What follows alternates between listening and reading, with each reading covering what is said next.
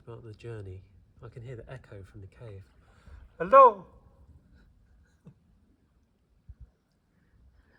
don't know if you can see how deep it is in there. Possibly not.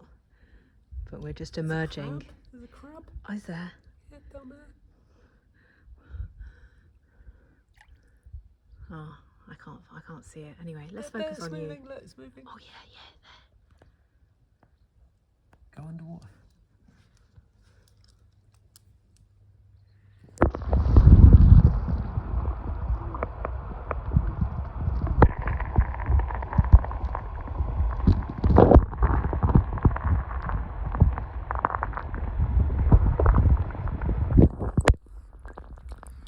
So there you have it, the crab.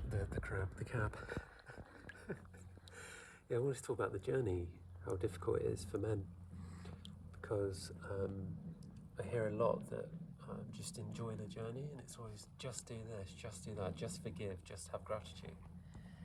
But living and loving the journey is a journey in itself. And my biggest tip, oh my gosh, hermit crabs, amazing. Oh my God. Having a fight. Okay. So much life. Please don't attack my legs. I'm standing in the water with you. Not next to you. Okay. Anyway, so the journey I learned is learning how to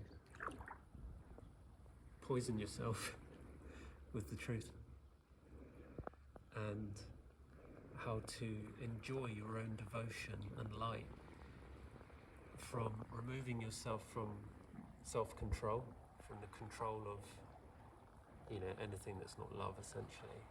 And when you come out of control, you can just relax into your being and be happy about that. And that's part of the journey, because when you can relax into being present in your body, feeling safe enough, like especially solitude, like here in the ocean, you can really start to appreciate who you are. And when you can anchor yourself and appreciate yourself in that energy, which often happens when you aren't around loads of people, you can start to understand who you truly are.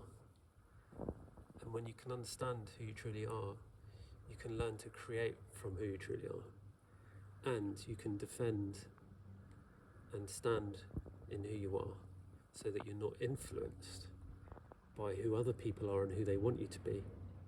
And that's really important for enjoying the journey, because for me personally, my journey has been, I found it really difficult to love the journey because my journey's been so big.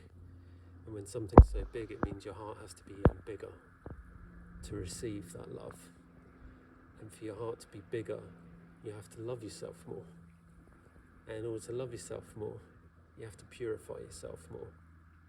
Because the more we allow our ego to take over, the more we essentially betray our own hearts. And that can be quite painful. And so what I did with Hazel, I started, there's a crab on my leg, I started, it's really distracting. I started loving myself by taking responsibility for my self-pity. And I went from self-pity to empathy, from empathy to compassion, and compassion to me is taking action of self-care first and foremost. I have to love myself first before I can love others. And when I did that, that's when I met Hazel, my twin flame. And we sat opposite each other every day for at least 1,000 days, at least 8 hours talking a day. I mean, I had a full-time job at the time, and I remember I would put myself in meetings with myself to show that I was busy, so that I could be on the call with Hazel doing the work.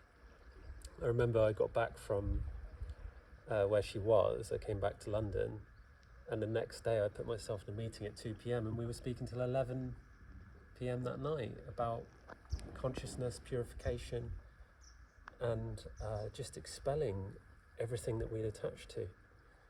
And that is the best part of the journey. The purification of the soul, as in allowing the soul to come out into the body, that to me was the favourite part of the journey, because going in, it can be scary, but it's also very fun. Coming out is even scarier, and because it means coming into life, and that's a lot of love. Yeah. Oh, I like how you've done that just as we've come out of the cave, actually. Going in and then coming out of the cave, like super symbolic. Yeah, nature Yeah. is such a powerful mirror to the journey. I just want to ask you a question. Why do you say the journey's been so big? What does that mean to you? Well, think about the yellow brick road. For me, that's the best way of explaining the journey. Dorothy becomes the tornado. You know, her surname is Gale. She becomes the gale, and she ends up essentially taking a shamanic journey to wake up the masculine. First, the scarecrow, who is being hung out and left to dry, and he thinks he's an idiot, but he's actually just not in the system, and he can talk to crows. I mean, he's shamanic, he's a mage. Then she meets the Tin Man, who's become rusty because he hasn't learned how to move through his emotions, and is stuck in the industry of chopping down the lives of others. And then she meets the Lion, who pretends that he's all bravado, but he's actually scared of everything. And I went through all those archetypes, and Hazel was Dorothy, and she said, follow me, we're off to see the wizard. And the wizard was like the bad guy, because the wizard is the representation of the overinflated ego, the masculine that takes it too far into the mind and the knowledge. And he almost ends up taking Dorothy away, but her guide, the black dog, Anubis, goes, no, jump out, get out, your stop's here, you stay here in the Emerald City of Love. And let's not forget the evil stepmother, the wicked witch. And that to me is a really incredible journey. And if you look at the journey, it's not about the destination, because what happens at the end of the destination begins another story. It's about the incredible story that you create in your journey. Meeting those wonderful people, meeting the scarecrow, meeting the munchkins, meeting the fairy godmother, the lion, the tin man, even the flying monkeys.